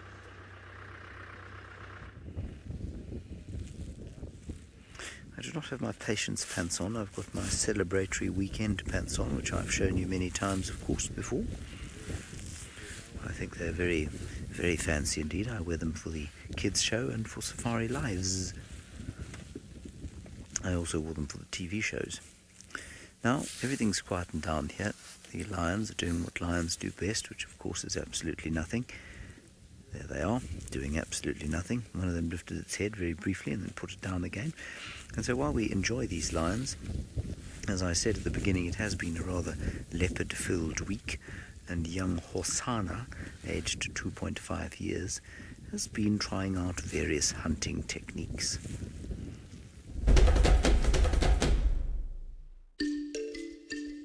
Hyena had a hungry time of it this week, his last big meal being the bits of impala he stole from Tundi. He never looks thin, so he must be eating small things frequently. Squirrels and scrub hares his most likely victims. The little chief spent a lot of time experimenting with various hunting techniques, often during daylight hours. He focused on two main areas, Treehouse Waterhole and the Galago Pan near camp. These obviously provide water, but also ample opportunity for ambush. Spending so much time with a hunting cat shows again and again how difficult it is for the predators out here to catch a decent meal and then keep it for themselves. So that was Hyena on the hunt. He didn't catch a waterbuck like this, although in theory one day he might be able to. I suppose probably always be slightly too big for him. But I think that Herbert and I were discussing it earlier today as we walked past a tree in which we'd seen him eating a fully grown impala before he disappeared the first time, so, a good 6 or 7 months ago. And I have to ask myself why it is that he isn't either A, succeeding in catching big prey like that now, or B, not trying to catch big prey like that. Is it because he's getting enough in the way of squirrels and scrub hares and small things? Or has he lost his confidence perhaps in some way? Is it just that he's going through a phase? I don't know. But it has been a while since we've seen him kill something that size. I don't think there's necessarily anything wrong. I just think it's quite interesting that for the last little while the only things we've seen him eating are squirrels and scrub hares. And then there was the duiker that we heard that he was feeding on yesterday morning, but that was most likely killed by Tundi, we think, unless she joined him at a kill that he had made. And Herbert was also saying to me earlier today that he had seen that before. He'd seen sisters, older sisters, going to fetch younger brothers, and younger brothers going to fetch older sisters to their kills. Now, whether that's happened here or not, I doubt it has. But the leopard dynamics certainly are very interesting, and I'm just fascinated by why Hyena is not killing bigger prey. I think it's normal for any predator during the dry season to concentrate their activities around waterholes. That's because obviously the prey that they like to eat has to come down and drink, and in the case of things like impala or buffalo, they must drink often twice a day towards the real business end of the dry season. And so it is not uncommon to find them feeding or trying to feed around waterholes. The one thing I completely and utterly forgot to do today is go to see Scoobert. Now Scoobert, our little Lapwing is still alive, and I completely forgot. Now, I think that if these lions do not get up and do something in the next 5 minutes, I'm going to go down and see Scoobert and see if we can't find Hyena lurking around the same place. The lionesses are not going to come here while the males are here. I don't think the males are going to go anywhere until they have finished this kill. So let's go back across to Leo Smith, who apparently has put his patience pants down, and he's now driving around the place. We're going to head off and see if we can't find Scoobert and a leopard. Well, we've left our preamble because fortunately our friends from Michigan State University Hyena Research Project are going to watch that zebra for us so we can wander around a little bit. But the sky is on fire this evening. Look at that sunset. Isn't that absolutely spectacular? Magical.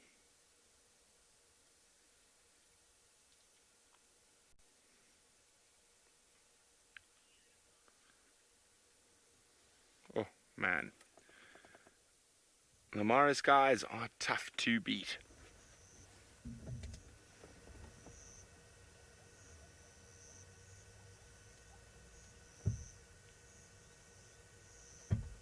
Just so peaceful if you just keep quiet and listen for a second. Of course, then we hear a car and some people making some noise. Murphy's Law.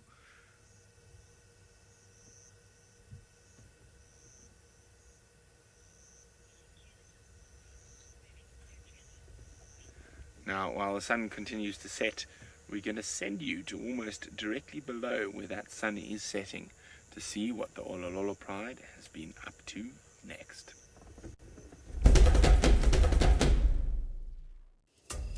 The Olololo Pride have become set in the Sausage Tree Pride lands, vocalizing and making their presence known. These lands are rich with the bounty of the migration, unlike the north of the triangle where they have moved from.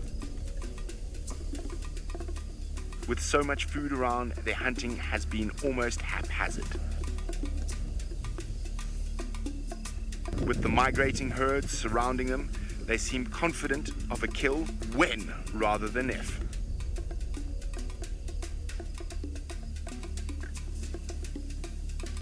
They continue to peruse the herds for any signs of weakness.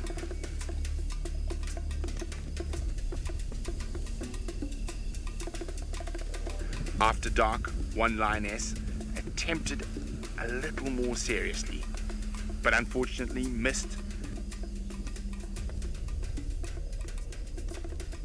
After failure, they settled down for a nap.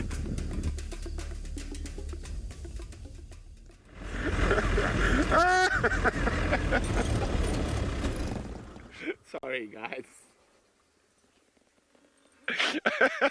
So I turned around. I'm like, Archie, what are you doing? So we had a flat tire this morning, and Archie put the tire back on the spare side, and I said to him, you want to tighten those bolts with the wheel span? He's like, no, it's fine. And I was fitting that side. Now all of a sudden I turn around and I see Archie hanging off the car with a wheel spanner, trying to tighten the spare tire as we're moving. Sorry, and I for some reason I thought that was one of the funniest things I've seen in a long time. But I'm going to swing around now again. I heard some guinea fowl alarming. I just wanted to come check. And so you can have a look at that sunset again. And while you do that, wait, before we do that, in front of this big tree, or it just dropped its head, whatever it was. So there, down on the, oh, it's a Tommy. I thought I'd spotted something interesting. There, those wildebeest and zebra on the other side, but let's quickly go across to that gorgeous ball of fire that supplies light and life to our little world. The sun's about halfway through its life cycle. On average, lasts about 10 billion years. And it's halfway through its life cycle, the sun.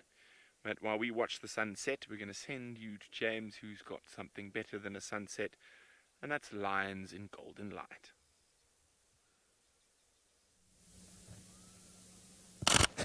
We do indeed have a lion in the light, and Senzo has decided that he's going to be very artistic this afternoon.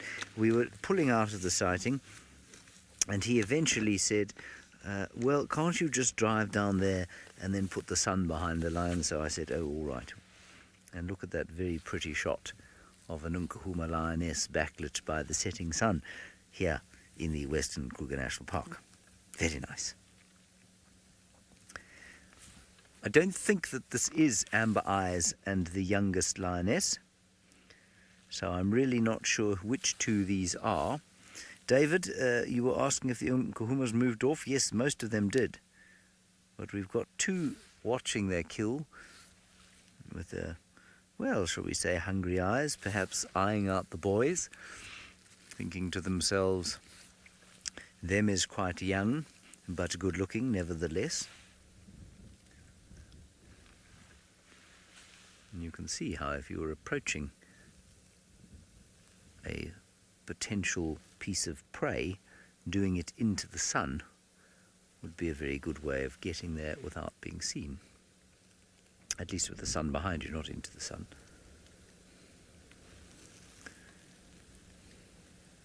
You can feel, or you can hear the wind blowing, and I can tell you that it feels very cold, despite the warmth of this picture.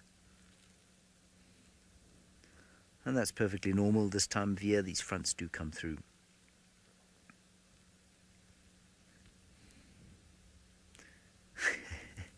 I tell you what, for something to have the Nkuhuma lionesses up like this, when they could be asleep, they must be pretty hungry.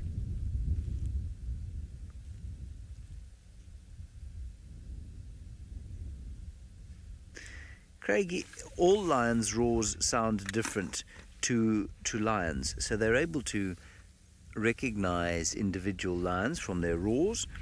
The ones up in the Mara, not to my ears, no, they sound very similar to the ones here. Male and female do sound slightly different. Males call for longer. Their individual roars tend to sound slightly longer and probably slightly louder, but I wouldn't say that I've noticed a difference between the roars in the Mara and those here in the Sabi Sands. There we go, the sun's just gone down enough now to make this a really interesting picture. Beautiful, Senzor. Do you feel like an artiste right now? I will just tell you, as Senzor shoots the beautiful golden light pouring onto the Nkuhuma pride, that not only is he being artistic right now, he's dressed in a quite astonishing array of enormous white bova boots, blue socks with moustaches on them, green jacket, and he's put his dreadlocks up into a side bun. This is really a picture to be seen.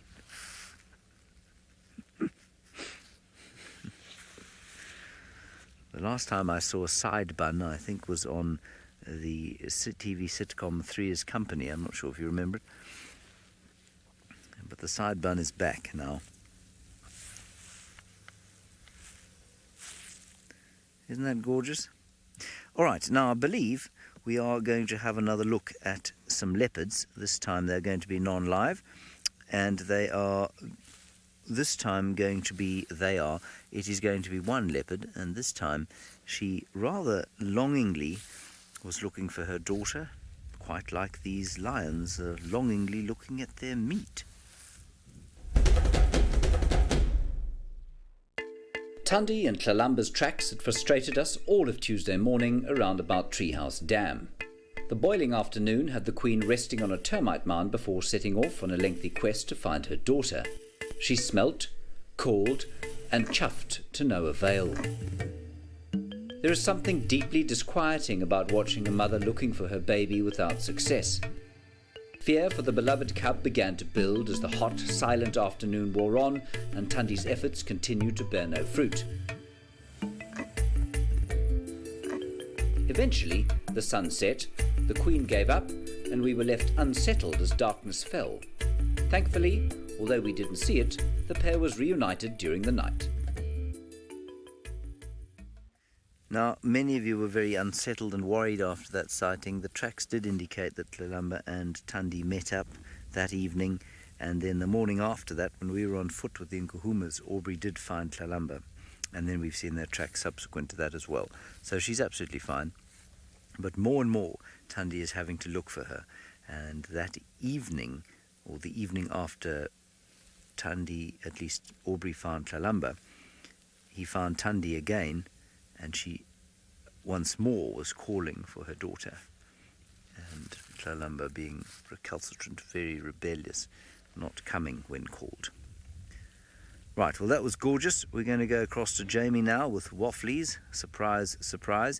I'm looking for Waffles, actually. We're going to go and see if we can get a quick view of Scoobert before the sun goes down. I don't have Waffles. I'm really sorry. I know James has got into the habit of linking to me with Waffles, and trust me, I wish I was with Waffles. I really, really do. Instead, we have a glorious sunset to show you, complete with rain over the escarpment and 2 male lions who are, however unintentionally, responsible for the lack of said Waffles. I'm going to have to beg whoever is left behind tomorrow to go straight to Waffles' den first thing in the morning, because I have to tell you, it stinks. The den stinks. Not that I'm leaving stinks. The den stinks. And it doesn't stink like hyena. It smells like rotten meat. And I'm hoping it's because these 2 boys actually killed something close to the den last night, and they finished eating it and they've left it. That's what I'm hoping. Because it really, really smells bad. I've driven past it 3 times trying to decide that I'm imagining it, and we're not imagining it. So we'll have to get people to go first thing tomorrow to go and ascertain the status of Waffles' little wafflets. I'm sure they're fine. And these 2 boys, I was hoping were going to roar. Perhaps give us a demonstration into the Mara lion roaring versus Juma lion roaring. And there's still the possibility that they could, of course. It is still only, the sun is only just set now. So they'll be getting up shortly. They've got up and moved from where they were underneath the tree. Sparry, you say that we win the sunset. We just happen to be here at the right time, to be honest. Although I don't suppose it's really me so much as Manu who wins the sunset. Although we're all winners here, aren't we, Manu? We're all winners when we get to watch a sunset like this. That, as Jerry would say, it looks a little bit like it was painted by someone. It almost seems impossible that something could be that beautiful. Especially with the Balanites tree so conveniently placed and shaped. Oh, we've got a head up. My goodness, the excitement. Oh, and a yawn. Yep, and a big yawn. Of course, as you know, with our big cats, yawning like that, grooming their feet, yawning repeatedly again, is a sign that they are perhaps contemplating getting up. In this case, it seems as though a yawn was but a yawn. One of them is a very loud breather. Very loud. W. James, I see absolutely no reason why a Juma lion wouldn't survive in the Mara. Oh, we've got another yawn. I wonder if perhaps a better question would be, would a group of Juma lions survive in the Mara? Because, of course, a lion on its own, whether it's a male or females, is at a distinct disadvantage. They're social cats. They need companionship. Okay, a young male lion here in the Mara from Juma would probably find itself a companion or 2 or 3. But you couldn't really translocate a female here and expect her to thrive on her own. But yes, I see no reason why a lion from Juma, it would take them some time to adapt. But personally, I think they could adapt quite quickly. It's different hunting conditions, open plains rather than the slight, or the very thick in places, woodland of Juma. I think they'd learn quickly though, and just change their hunting techniques just in the same way the lions here do when the grass is short versus when it's long. Here we go, little boy. With your scraggly little mane and the beginnings of a mohawk.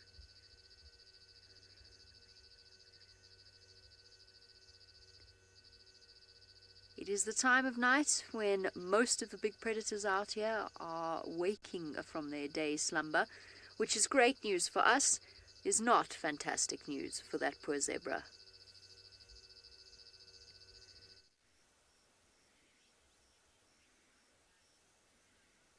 Yes, and shame. So for sensitive viewers, you can see now how bad this wound actually is. The zebra just tried to move and it fell down. Shame, poor zebra. Hasn't stopped it eating though. There's a very small chance that it might survive, so it's got to keep its strength up.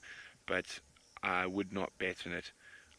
I think it's just been very, very lucky that a large predator hasn't discovered it yet. The jackals are still wandering around, not too far from it. See the jackals there, Arch? So that tree is in the setting sun, almost directly straight down from there, but close to us, and a little bit to the left. It's just moved a bit to the left, down a bit. There it is.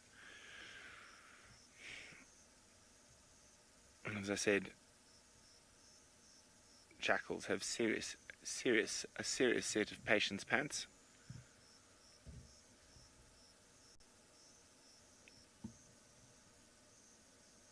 Waiting for the possibility of another large predator to find. And that poor, unfortunate zebra.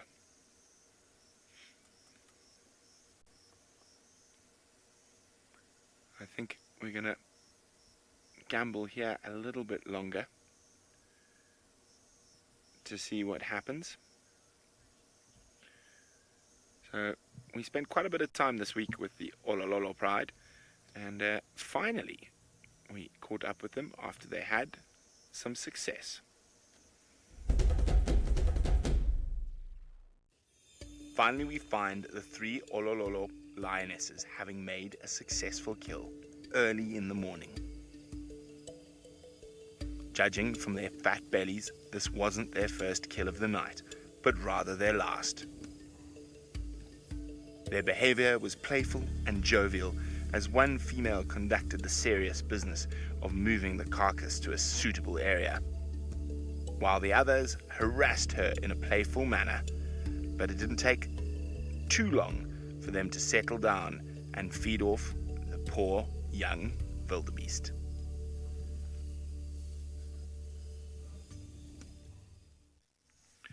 There we go. There's that poor unfortunate zebra still there. No sign of the North Clan just yet, or of any lions. And a zebra in that state would even be fair game for a male leopard. And I have seen a big male leopard around here. Shame, poor little thing. Well, not so little, but poor thing.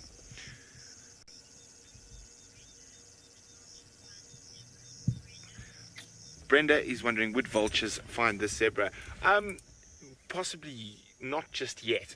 They are not really going to go for something. That zebra is still completely capable of defending itself against vultures, jackal, and the smaller predators. It would have to be one of the larger predators, hyena, leopard, or lion, and to take it down. And then once the carcass was on the ground, I'm sure the vultures would find it. But I don't think the vultures would hang around with an animal that's still that lively.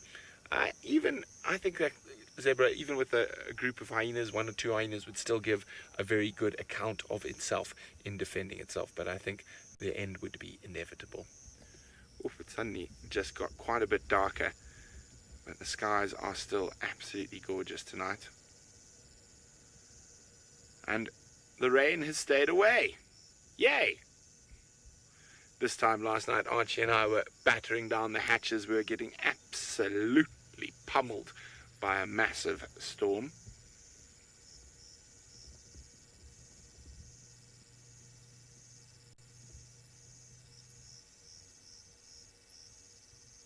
Shame, poor zebra.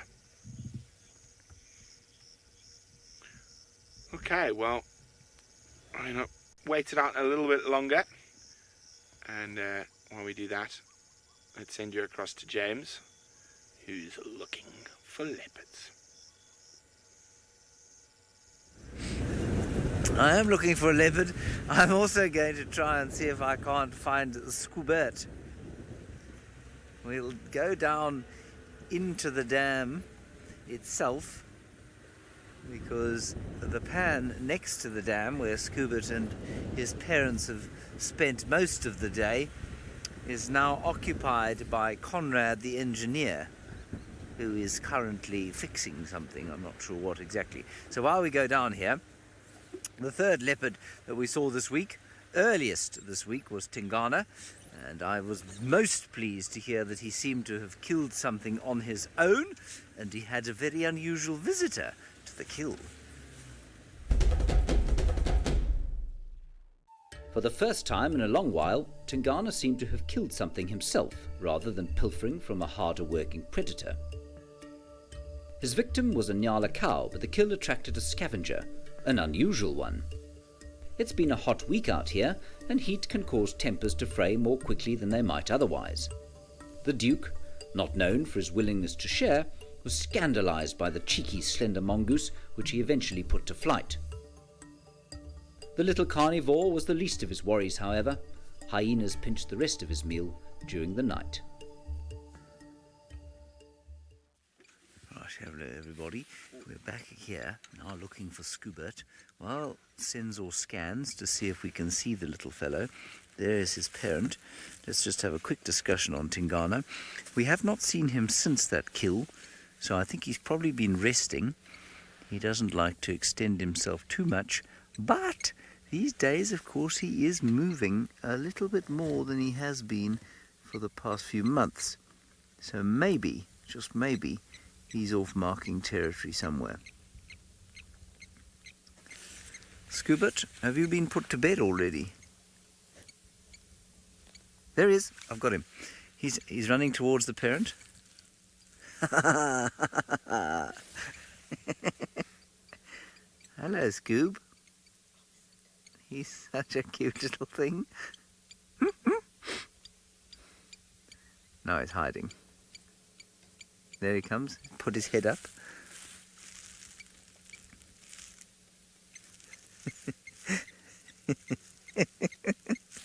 So we introduced you to Scoobert last week. The zoomies on the dam cam have been doing a sterling job of following his progress during the course of the last 7 days. And I meant to start today with him, and then I forgot in the excitement of going to see the Avoca boys. But I'm so pleased. We've got the second Safari Lives episode that features Scoobert, the blacksmith lapwing.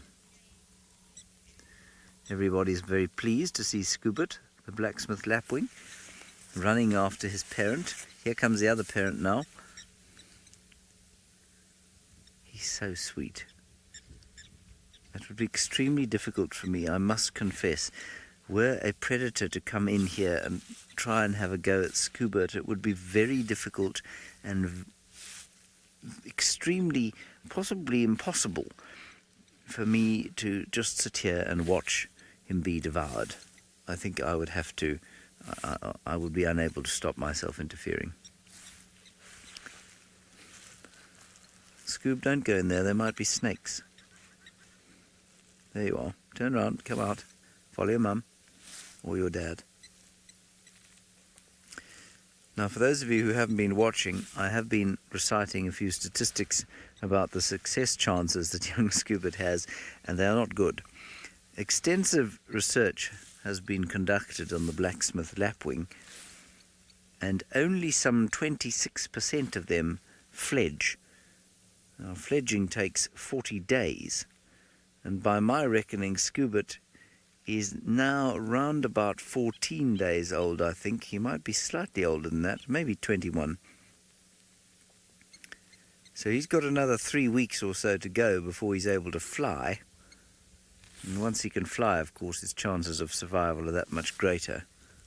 But until then, he must rely on his exceptional camouflage, which I suppose will get less and less effective as he gets bigger and bigger. He's already much larger than he was last week. He's much faster than he was last week too. Oh, he's just too delightful. No, Funky Hamster, nobody could see that. To see Scoobert die would be just a deal too much, I feel.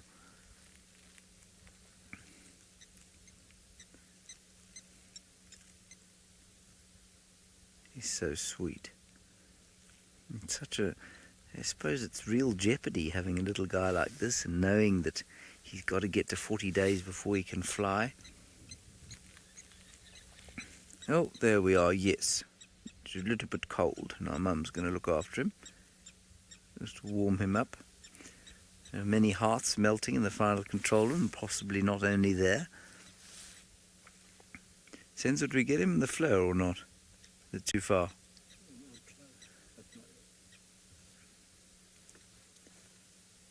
We're just going to try and see if we can catch him in the thermal camera. Seanak, a little thing like this would be preyed upon by raptors. So the Wahlberg's eagle would definitely have a go at him. The water monitor lizards that are around here, snakes that are around here, civets, genets, African wildcats, white-tailed mongoose. Anything wandering about here at night time that likes to eat meat would have a go at him. We can't find him in the fleur at the moment.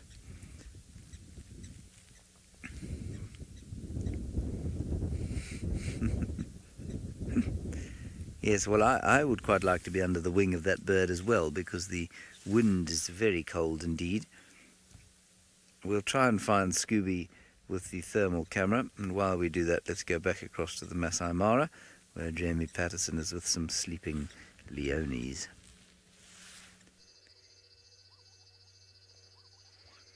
So while James attempts to find scuba with the flare, we have our lions stretching and rolling over.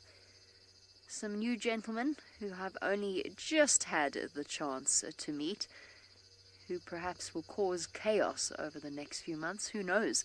We will just have to wait and see. As I said, these are new boys for me. I've never encountered them before. But I'm really glad that I had the opportunity to catch up with the Sausage Tree Pride one last time. Catching up with old friends is one of the simplest and most fulfilling pleasures that life has to offer. Seeing the Sausage Tree Pride again had a very similar feeling for me. But as often happens in busy lives, we had lots to catch up on. Their boys had moved on, choosing to stay with Kipuli in his conquest further south, and 2 of the females were missing from the remaining pride. Kinky Tail's wound, while certainly painful, was looking pink and clean, and will no doubt be healed in a few short weeks. Their new hangout has been filled with wildebeest and zebra since the migration arrived in the triangle. No doubt this is why they chose to be here. The females were full and content, and made no efforts to disguise their presence. A few zebra peered myopically in their direction, creeping closer and snorting as though to make absolutely certain that they were indeed lions. A sensible tactic. It's never the lion you see that gets you. However, in this case, the lions were content to indulge in a rare moment of peace.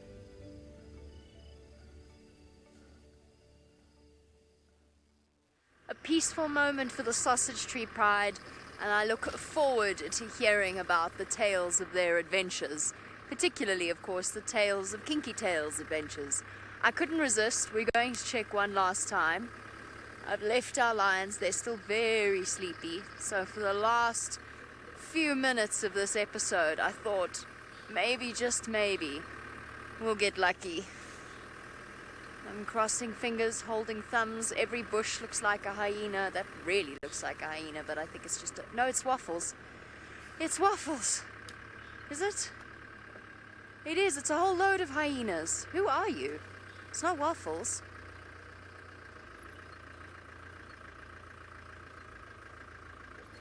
Bristle-tailed. Hello. It's not Waffles, it's one of the cubs.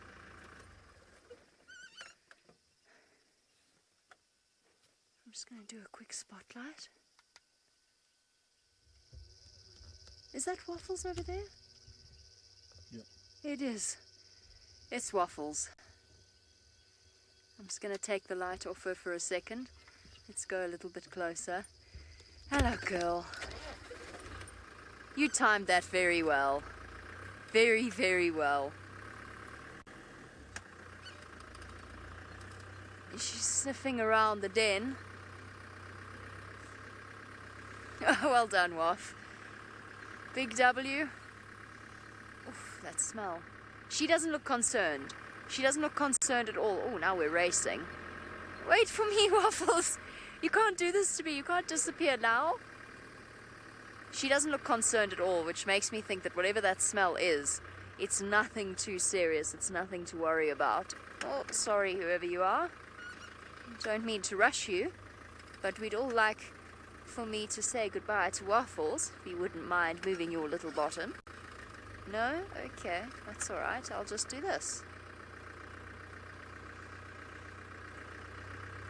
Cut the corner instead. No, it's fine. If Waffles is behaving like this, the way she is, she's behaving very dominantly. They're racing for some reason, but there's no anxiety, which comes as a massive relief to me because I was full of anxiety. I don't know what it is that smells like that at the den, but it's nothing too serious. Where are we going, Waffles? It's a problem with following hyenas. Sorry, whoever you are, I'm cutting you off for a second. I'm just going to switch around. I promise I won't be long.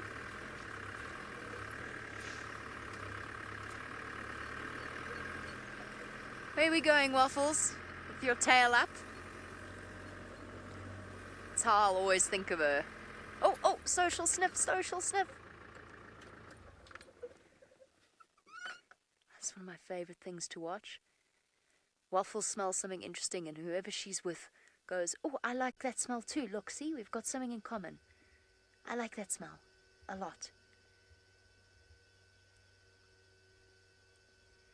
So, as it turns out, the last few moments with Waffles are not going to be spent with her being a gentle mother, but as the leader of her clan, directing them in whichever way they should go. There you go. Someone else is coming to join the social sniff.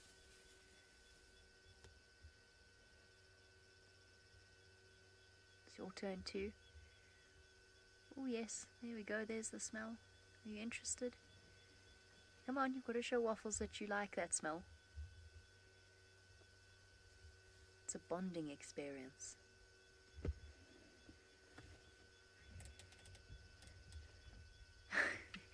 James Richard, you say how magical for one last sighting. Absolutely. I was sitting looking at those lions as Kirsty was counting down our clip and thinking, I can't sit here and not see her one last time. I just had to take a chance. She probably came out in the middle of the day and fed those cubs. She knows what she's doing. Hey girl. Off we go. We're racing off. It's my way home anyway. I'm going to follow her one last time. Race for the clan one last time. For now, I mean. Obviously.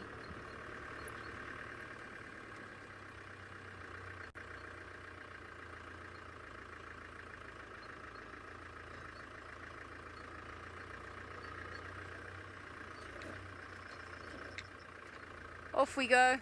4 hyenas in front of me, probably more coming behind me. Into the night. With my squeaky car. Squeak, squeak, squeak, squeak.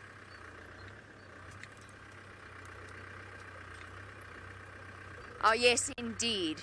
The hyenas are going to go towards that injured zebra, and unfortunately I believe they will be the ones to put it out of their misery. They're already racing in that direction. They're quite far, but that's where they're going. And once again, North Clan will capitalize and do the dirty work that the Mara River has started. Alright, I'm not going to get you one last view of Waffles, unfortunately, because somebody in front of me is taking its time trotting along the road, not quite keeping up with the matriarch. So that brings us to the end of this episode of Safari Lives. I hope you have enjoyed yourselves. I'm glad that you could join us. Thank you so much. As always, it's your questions and comments and sharing it with you that makes it all the more special.